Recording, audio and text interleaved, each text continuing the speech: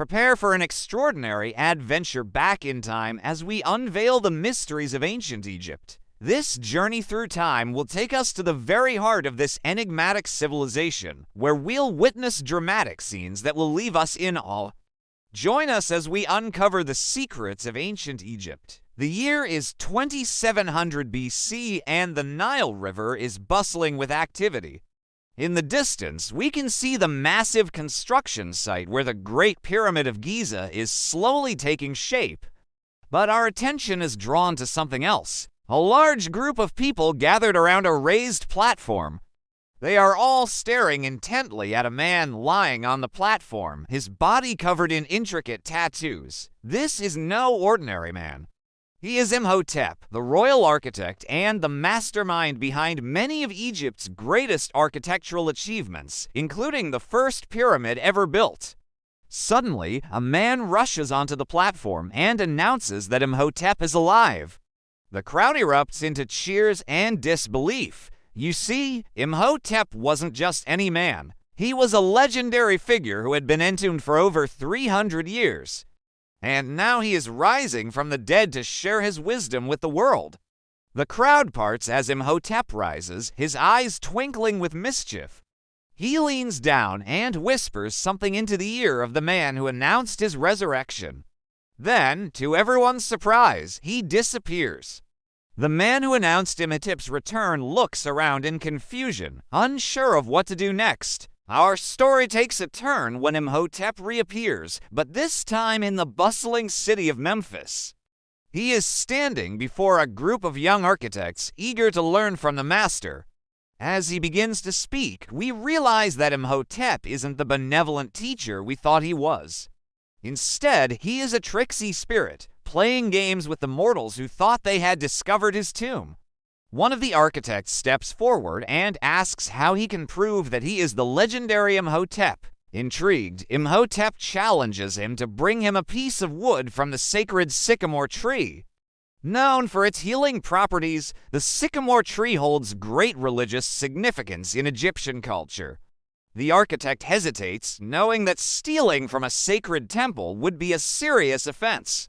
But the challenge has been issued, and he must rise to the occasion. Under the cover of darkness, he sneaks into the temple and successfully steals a branch from the sacred tree. As dawn breaks, he returns to Imhotep and presents him with the stolen branch. But much to his surprise, Imhotep refuses to accept it. He explains that since the branch was picked up by human hands, it is no longer pure and will not serve his purpose. Undeterred, the architect offers to retrieve a leaf instead, untouched by human hands. Once again, he braves the dangers of the night, infiltrating the temple and carefully plucking a leaf from the top of the tree. He returns to Imhotep, who examines the leaf closely. Satisfied, he accepts it and vanishes with a mischievous grin. Now, let's fast forward to the year 300 AD. We find ourselves in the Roman province of Alexandria, where the famous lighthouse of Alexandria stands as a beacon to ships navigating the treacherous waters. However, the once mighty lighthouse has fallen into disrepair and is crumbling into the sea. In the distance, we see a small boat approaching the shore carrying two figures who are about to change the course of history. The first is the Roman Emperor Septimius Severus, a powerful ruler known for his military campaigns and public works projects. The second is his wife, Julia Misa, a shrewd and ambitious woman who wields significant influence over her husband. As they disembark, we overhear their conversation. Julia Misa expresses her desire to build a grand new lighthouse, surpassing even the original in its splendor and grandeur. She believes that such a feat would immortalize their names in history and cement their legacy as patrons of the arts and engineering. Emperor Severus is initially hesitant, concerned about the cost and logistics of such a massive project. But his wife's persuasive words eventually win him over, and he gives his approval for the construction to begin. With the emperor's blessing, Julia Misa takes charge of the project, overseeing the demolition of the old lighthouse and the construction of the new one. We watch as workers dismantle the crumbling structure, salvaging what they can and preparing the foundation for the new building. At the center of the drama, Julia Misa directs the action, making decisions with the utmost confidence and authority. She is determined to make this lighthouse the greatest in the world, a shining beacon of Roman power and engineering prowess. Meanwhile, rumors of the new lighthouse spread throughout the city of Alexandria and beyond. People come from far and wide to witness the construction and marvel at the ambition of the Roman Empire. Soon, the new lighthouse is complete, even more magnificent than its predecessor. Ships sail into port, guided safely by its towering presence. And the emperor's names are written down in history as the patrons of this remarkable feat of engineering. But our journey through ancient Egypt is not yet over.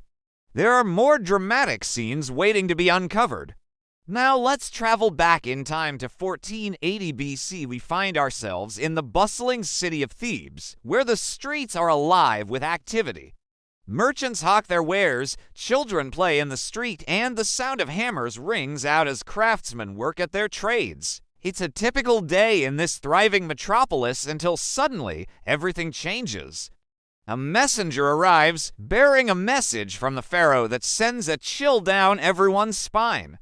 The pharaoh has fallen ill and fears he may die.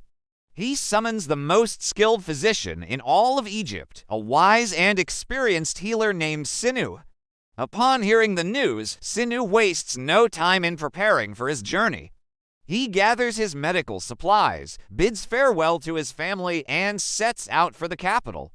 As he travels, we catch glimpses of the vast and varied landscape of ancient Egypt. We see the lush green fields along the Nile, the towering cliffs and deserts that surround the river, and the bustling cities and villages that dot the landscape. Finally, he arrives at the palace gates and is ushered inside. The pharaoh is lying on a golden couch, his face pale and drawn. Despite his illness, he still commands respect and authority. Cinna kneels beside the pharaoh and examines him, his brow furrowed in concentration. He feels the pharaoh's pulse, asks questions about his symptoms, and examines his tongue and eyes. After a long pause, he delivers his diagnosis. The pharaoh has never heard such blunt and direct words from a courtier before. Sinuat tells him that his illness is caused by a disturbance in the balance of the four humors, the bodily fluids that, according to Egyptian medicine, must be kept in balance in order to maintain good health. To treat him, Sinu will need to perform a series of medical procedures, including bloodletting, the removal of unwanted substances from the body, and the application of herbal remedies. But despite the gravity of the situation, there is also a sense of hope in the air. Cinna's confidence and skill give the pharaoh and his court faith that he will be able to make a full recovery. And as the days pass, we see the pharaoh slowly improving. His color returns, his strength is restored, and his spirits lift. When he is finally well enough to leave his couch, he throws back his head and laughs, his booming voice echoing through the palace halls. Sinu bows before him, having done his duty and upheld the ancient tradition of healing. The pharaoh, filled with gratitude and admiration for his skill, rewards him with valuable gifts, including gold, silver, clothing, and furniture. And so, our tale of ancient Egypt continues, filled with drama, intrigue, and the clash of civilizations. From the mysterious resurrection of Imhotep to the construction of the great lighthouse of Alexandria and the heroic efforts of Cinna, the healer, we have witnessed the triumphs and struggles of humanity in one of the most fascinating periods of history. What are your thoughts on these dramatic scenes from ancient Egypt? Which moment resonated with you the most? And what other historical tales would you like to see brought to life through animation? Share your thoughts below. Don't forget to like this video if you enjoyed the adventure through time. Subscribe to our channel for more exciting journeys. Thank you for joining us, and we'll see you next time for more thrilling historical adventures.